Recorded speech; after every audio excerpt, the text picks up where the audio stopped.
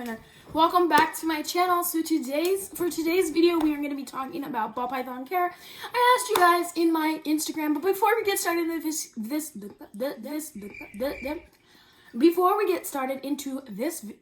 video, sorry, I cannot speak right now. Go ahead and click the subscribe button and follow my Instagram at Reptile World Discovery, and give this video a like, because if you guys have a ball python, you're gonna want to watch this video. So here we go. I'm not gonna rant too long on this intro, but I do want to get right into this video.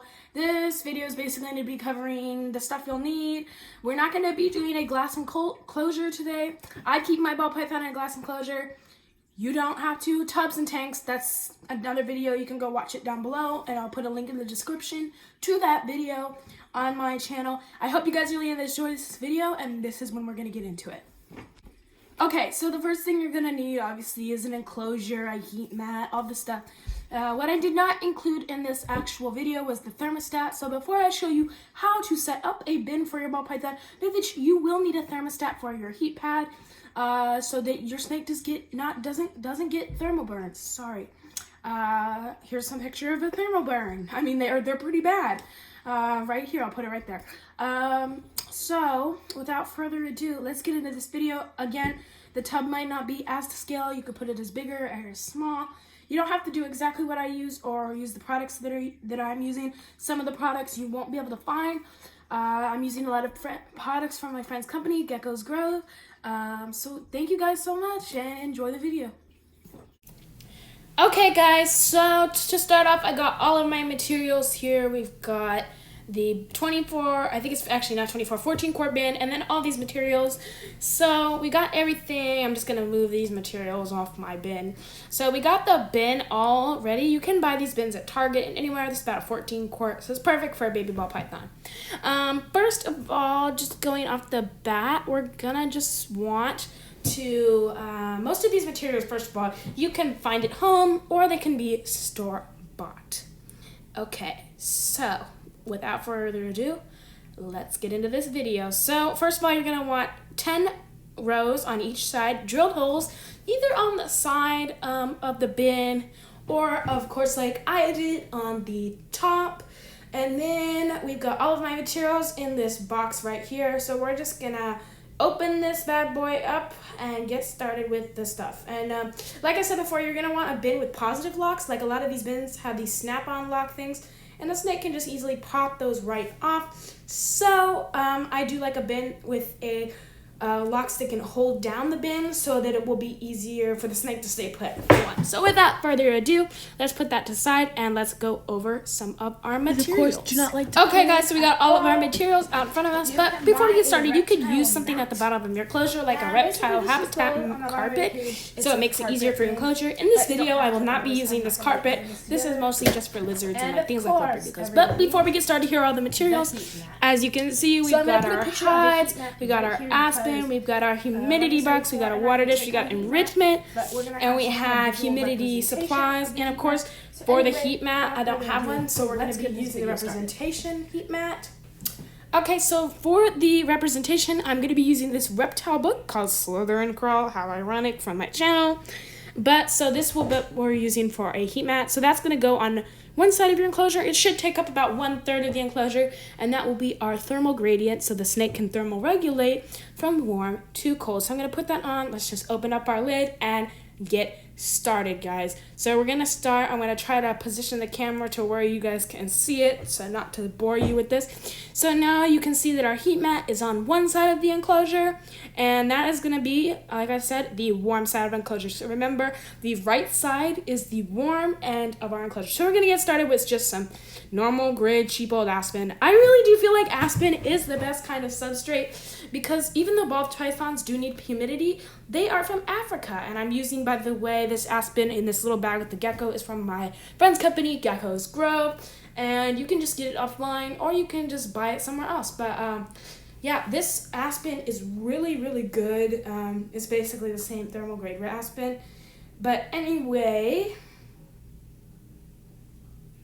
we're just going to spread that out. Maybe like an inch or two is good. Bright polythons aren't really the digging type. And like I said before, they live in Africa, and that's where you'll see why the humidity does play in. They spend most of their times in humid, hot termite mounds.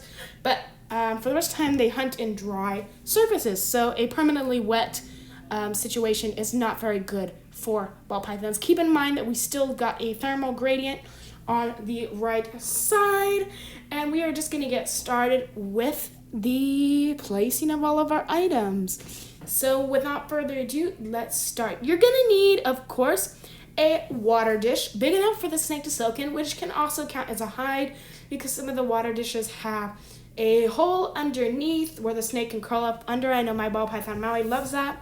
Next, we're going to put some enrichment. These are just some fake plants from PetSmart or fish tank places. I had extra ones, or you could use real sticks, but make sure you either bake them or boil them. These hides are a little big for this enclosure, so definitely make some smaller hides, or maybe some overturned mushroom containers will do good. Like I said before, these hides are a little big, so I'm actually might not going to use this hide. So I think that the water dish actually might be a better hide, but let's see if we can rearrange a couple things. Yeah.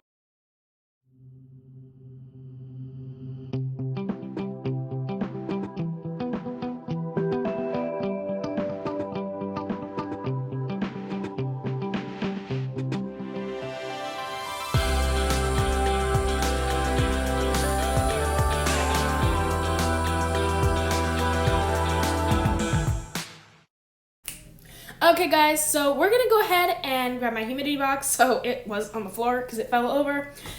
Okay, so this is just a paper shaving humidity box. It's a deli counter. I find these work really good for your humid retreat, and that goes on the warm side. Not to mention that the underside of the water dish I found is going to work as our hide there. So of course I've got the water dish and the two hides, but you know, I think I got really tired of that hide. I don't think it was really working, so I'm going to change that to the water dish, and snakes will hide under the water dish. It is guaranteed if you have a hollowed out ending on the bottom of your water dish that the snake will hide under it. It's very hollow under there. And again, I boiled this stick for about 15 to 30 minutes to make it sanitary, or you could bake them in the oven, but boiling them is the best way to kill off any germs or parasites in the stick.